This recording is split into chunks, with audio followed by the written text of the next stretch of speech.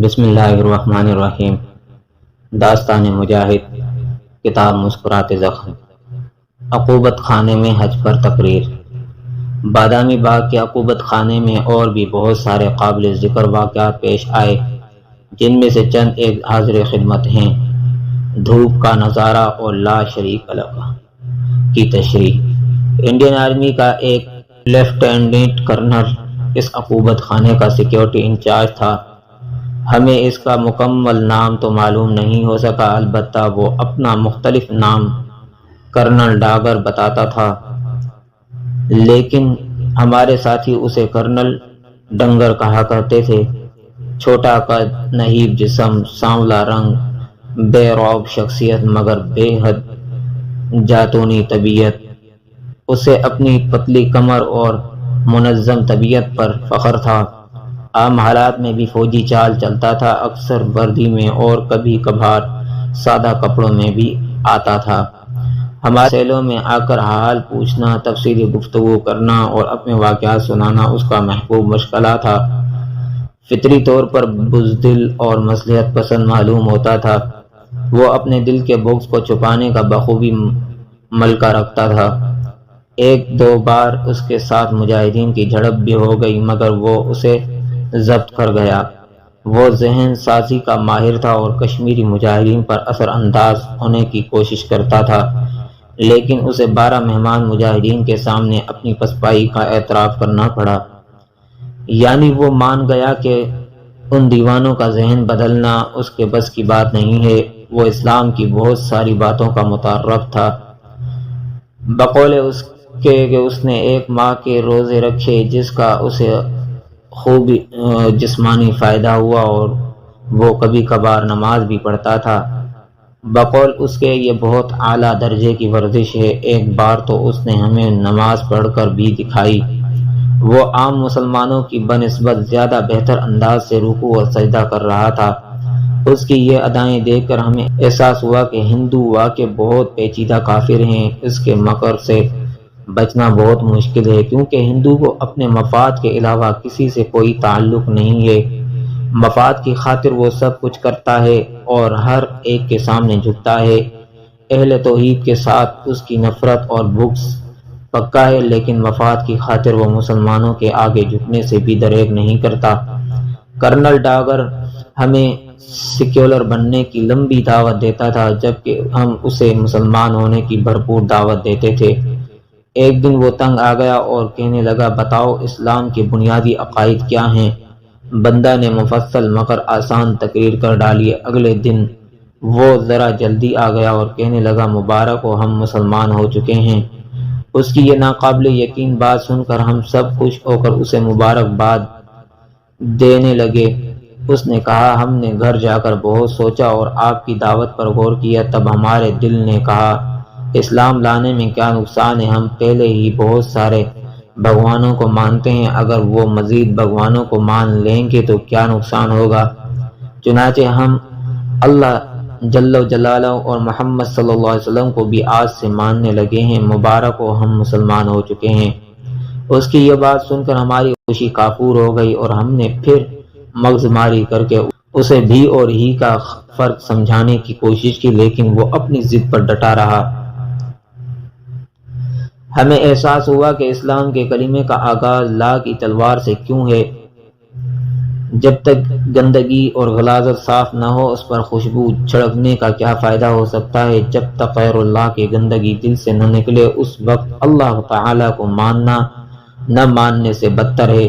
اس لیے مشرک کافر سے زیادہ بدتر ہے۔ کافر انکار کرتا ہے، جبکہ مشرک اللہ تعالیٰ کے ساتھ دوسروں کو شریک کر کے اللہ تعالیٰ کی توہین کرتا ہے۔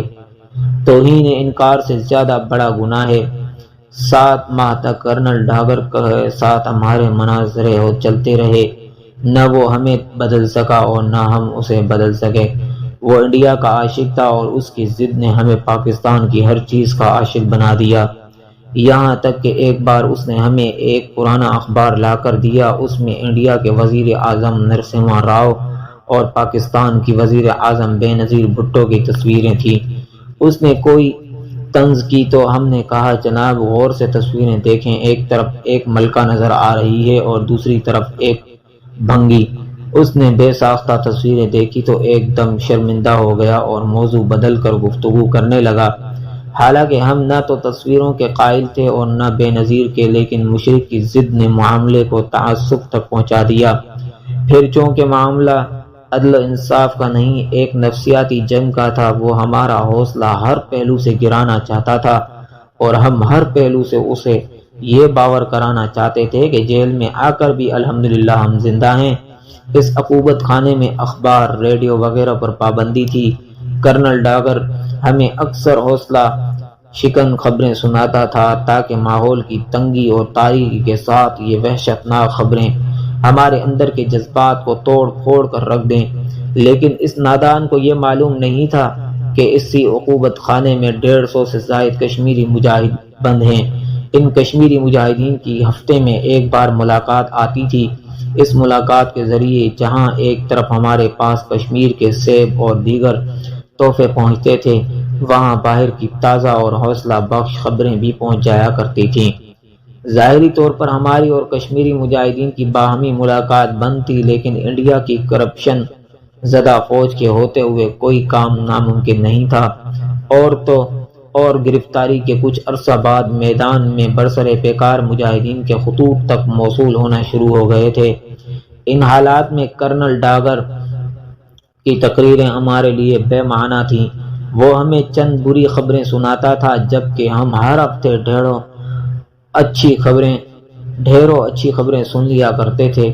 کرنل ڈاگر ظاہری طور پر ہماری رہائی کا متمنی نظر آتا تھا اور کہتا تھا کہ ہم چاہتے ہیں کہ آپ لوگ جلد چھوٹ کر اپنے گھروں کو جائیں۔ اس کی یہ بات مجاہدین کے دلوں میں اس کی ہمدردی پیدا کرتی تھی، کیونکہ قید میں جو شخص بھی آزادی کی بات کرتا ہے وہی قیدی کو اچھا لگتا ہے۔ یہ نفسیاتی حربہ وکیل حضرات خوب استعمال کرتے ہیں اور پھانسی کے پھندے تک وہ ہر قیدی کو یہی یقین دلاتے ہیں کہ بس اب تو منٹوں میں آزادی ملنے والی ہے۔ ہم نے تہاڑ جیل میں منٹوں میں ملنے والی آزادی کے انتظار میں 20 سال سے بیٹھے لوگوں کو دیکھا ہے۔ کرنل ڈاگر حکومتی پالیسیوں کا عذر کر کے ہماری آزادی کی تمنا کرتا تھا اور بہت سارے قیدیوں کے دل جیت لیتا تھا، لیکن اچانک مجاہدین نے کچھ غیر ملکی سیاحوں کو اغوا کر کے بعض قیدیوں کی رہائی کا مطالبہ کر دیا۔ اس دن کرنل ڈاگر بے حد غمگین تھا اور باوجود کوشش کے اپنے غم کو چھپا نہیں پا رہا تھا۔ اس دن ہمیں معلوم ہوا کہ ہماری آزادی کے لیے فکر مند رہنے والا یہ مشرک کرنل اپنے دل میں ہمارے لیے کس قدر بغض رکھتا ہے۔ کرنل کے وہ دن بہت صدمے میں گزرے، لیکن جب دونوں برطانوی باشندے بغیر کسی عوض کے رہا ہو گئے اور ہماری آزادی کا خطرہ ٹل گیا تو کرنل کی جان میں جان آئی اور وہ پہلے کی طرح دوبارہ ہمارے سیلوں پر آ کر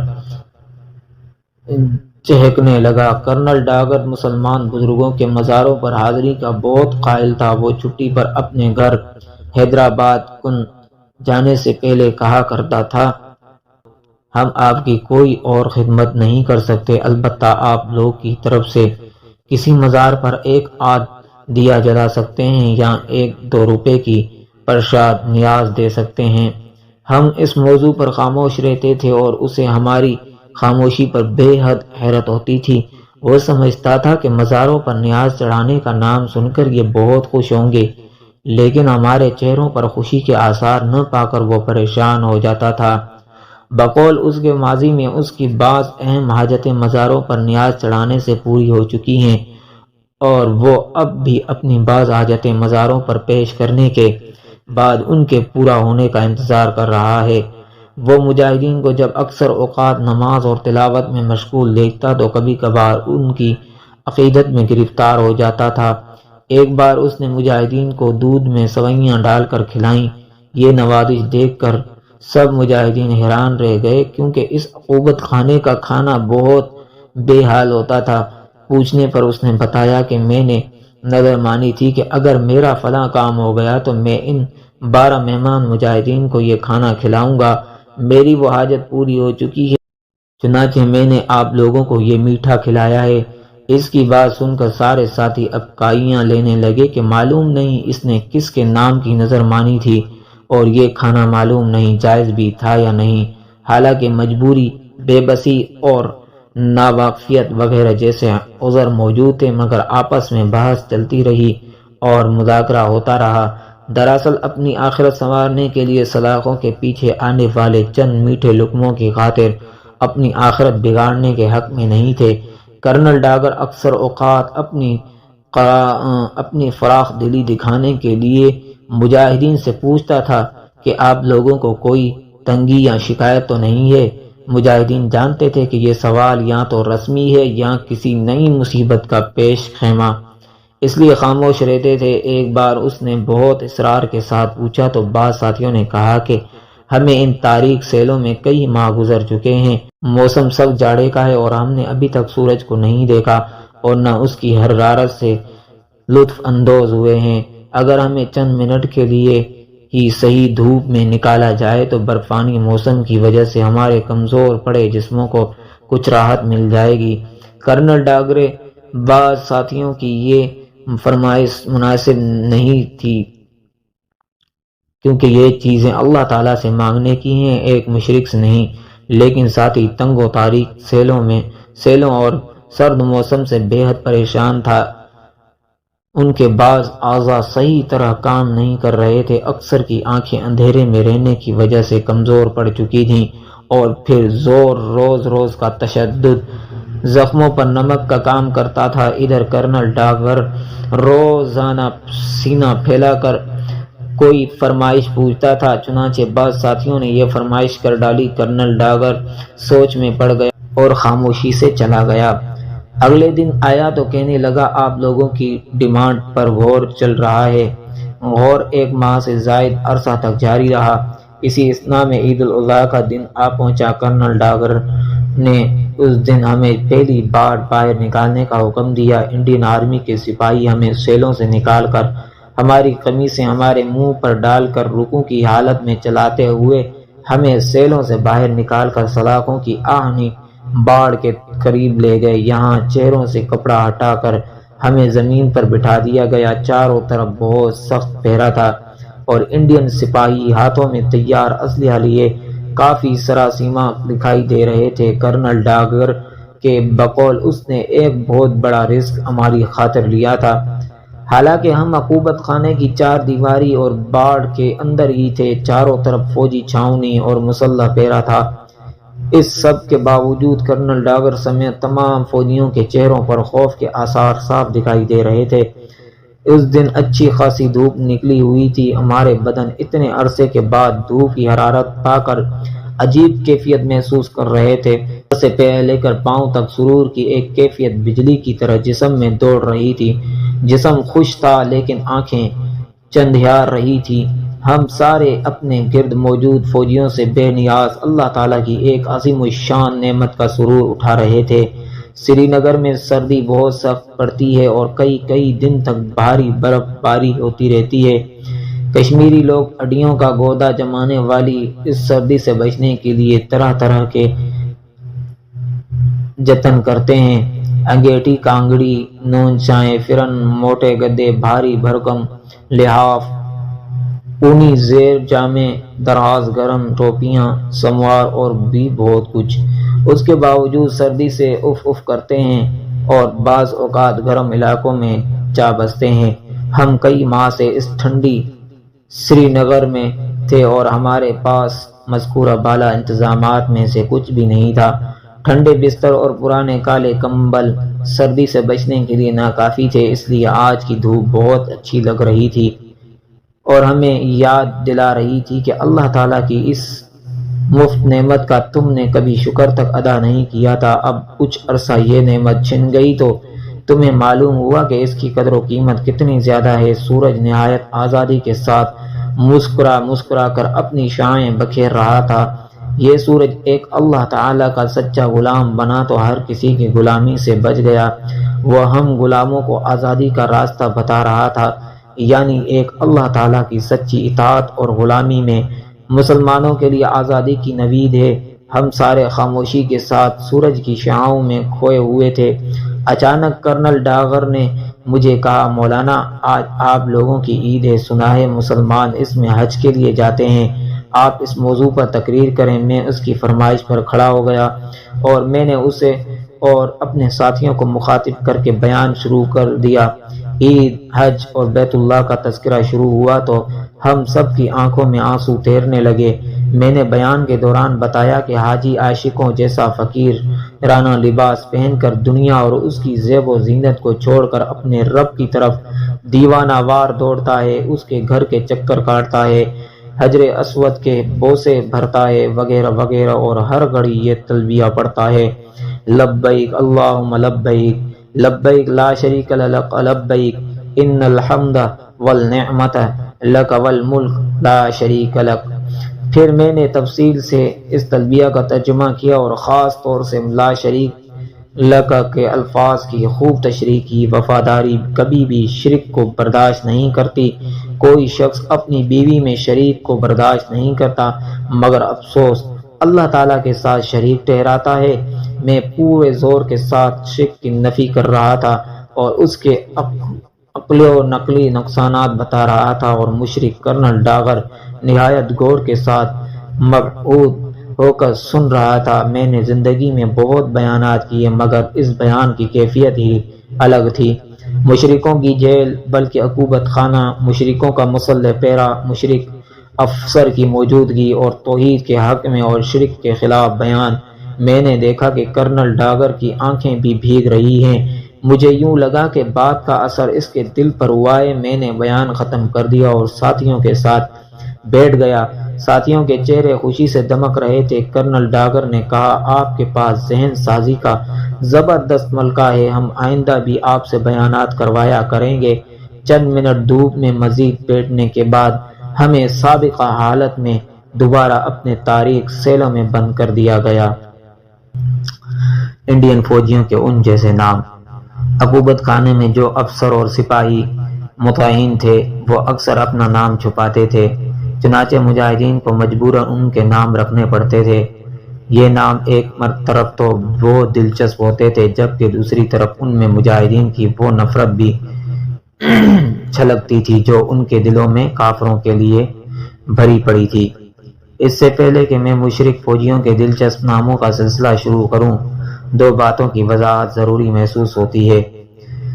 نمبر ایک، قرآن مجید میں مسلمانوں کے ایک دوسرے کے نام بگاڑنے اور ایک دوسرے کے برے نام رکھنے سے روکا گیا ہے۔ کفر پرست لوگوں کے لیے خود قرآن مجید میں فَمِثْلَهُ كَمِثْلِ الْقَلْبِ جیسے الفاظ فرمائے ہیں۔ اسی طرح مکہ کے قریشی سردار کا نام بھی اسلام نے ابو جہل تجویز کیا ہے۔ نمبر دو، مجاہد ساتھیوں نے بعض موذی قسم کے فوجیوں کے نام بڑے خطرناک اور ناگفتہ برق چھوڑے تھے۔ میں اس مضمون میں ان ناموں کو حذف کر کے صرف قابل تحریر ناموں کا تذکرہ کروں گا۔ باقی جب اللہ تعالی ہمارے سب ساتھیوں کو رہائی عطا فرما دے گا تو وہ حضرات خود تشریف لا کر انشاءاللہ اپنے دوستوں کو سارے نام بتا دیں گے۔ لیجیے انڈین آرمی کے چند فوجیوں کے نام ملاحظہ فرمائیے۔ رکشا، CMB سینٹری ملٹری پولیس کا اہلکار، آسام کا ہندو فوجی، اور اپنے نام کا آخری حصہ رائے بتاتا تھا۔ رکشے کے ساتھ اس کی کئی طرح سے مشابہت تھی، اس لیے مجاہدین نے اسے اس نام سے نواز رکھا تھا۔ وہ اپنی گفتگو میں ٹے کا بہت استعمال کرتا تھا۔ یہ لفظ رکشے کی آواز کے زیادہ مشابہ ہے۔ مثلاً وہ کہتا تھا، میرے ماتا پتا مجھے بہت یاد کیے کرتے ہیں، میرے ماتا پتا ماں باپ مجھے بہت یاد کرتے ہیں۔ وہ تیز چلتا تھا اور رکشے کی طرح اچانک موڑ کاٹتا تھا۔ قیدیوں کا سامان خرید کر لانا اس کی ذمہ داری تھی، لیکن اس کے ریٹ رکشے کے میٹر کی طرح تھے۔ بقول بعض ساتھیوں کے یہ شخص اس قدر لالچی ہے کہ اگر اسے رقم دی جائے تو نمازیں بھی پڑھے گا۔ الغرض اس کی حرکت صرف اور صرف پیسے کی خاطر تھی اور اس کا میٹر ہر وقت رواں رہتا تھا۔ ویسے سچ یہ ہے کہ وہ دیکھنے میں بھی رکشے جیسا لگتا تھا۔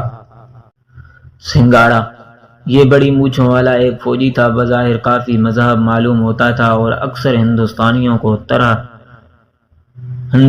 کی طرح خود کو عقل مند سمجھتا تھا۔ اس کی مونچھیں اور خد و خال دیکھ کر دریائی مچھلی سنگاڑا یاد آ جاتی تھی۔ اصلی نام معلوم نہ ہونے کی وجہ سے ساتھی آپس میں اس کا تذکرہ اسی نام سے کیا کرتے تھے۔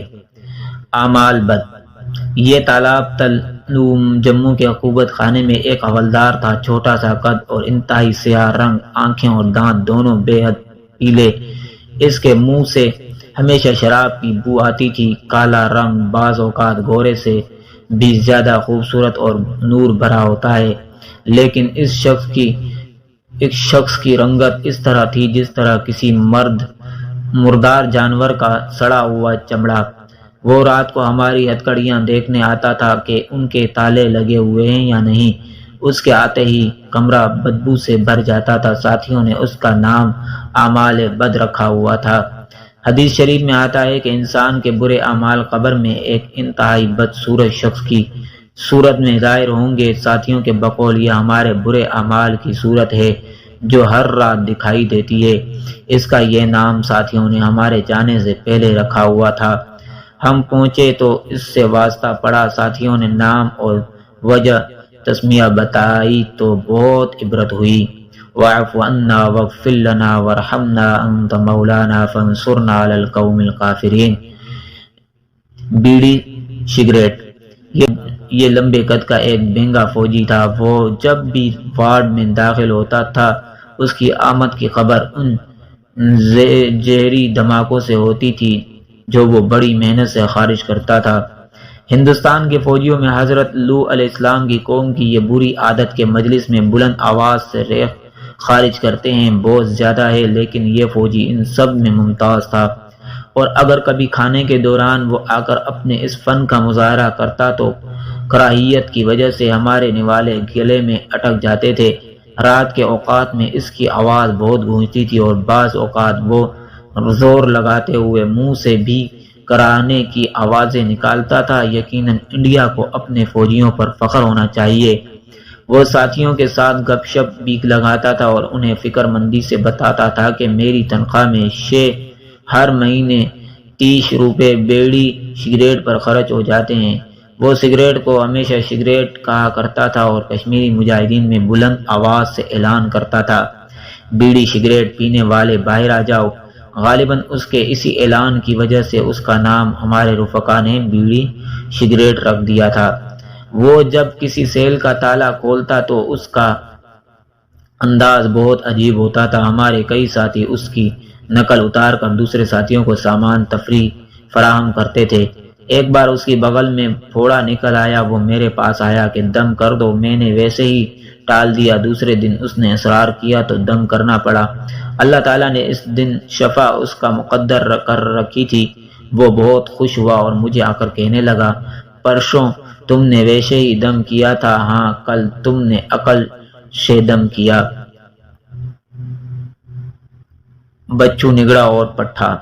یہ ایک سکھ فوجی تھا جس نے عقوبت خانے میں مجاہدین کے ساتھ بے حد تعاون کیا اور کئی نازک مراحل پر کام آیا، اور اس کا نام سب کو معلوم تھا، لیکن باہمی تذکرے میں اگر اس کا نام لیا جاتا تو اس کے پکڑے جانے کا خطرہ تھا۔ اس لیے ابتدا میں اس کا نام بچو نگڑا چھوٹا بچہ تجویز کیا گیا اور بعد میں یہ نام بدل کر پٹھا رکھ دیا گیا۔ چور مخنث۔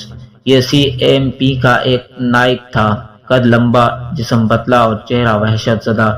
وہ جب بھی آتا اس کی آنکھیں پھٹی ہوئی ہوتی تھی اور چہرے پر وحشت صاف نظر آتی تھی۔ ساتھیوں نے کہا کہ یہ تو کوئی چور لگتا ہے، چنانچہ یہی نام اس کے لیے تجویز ہو گیا۔ لیکن چند دن کے بعد جب اس کے مزید جوہر کھلے تو ہم یہ دیکھ کر حیران رہ گئے کہ وہ گفتگو کے دوران اپنے دونوں ہاتھ کھول کر انہیں بعض خواتین کی طرح خوب ہلاتا تھا اور بعض باتوں کے دوران کولے بھی مٹکاتا تھا۔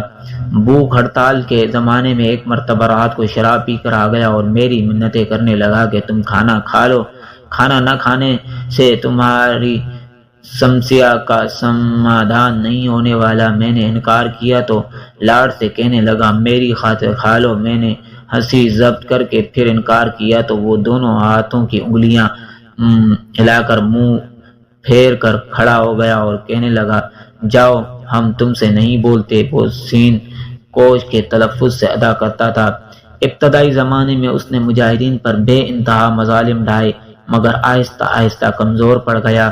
اس کی مذکورہ بالا حرکتوں کی وجہ سے شورا نے اس کا نام مخنث تجویز کیا۔ بھیڑا یہ C M P central military police کا ایک نائب صوبے دار تھا۔ شروع میں اس کی کرخت شکل دیکھ کر سارے پریشان ہوتے تھے، لیکن بعد میں معلوم ہوا کہ اس کا مزاج بھی کافی سخت ہے، چنانچہ اس کا نام بھیڑا برا رکھ دیا گیا۔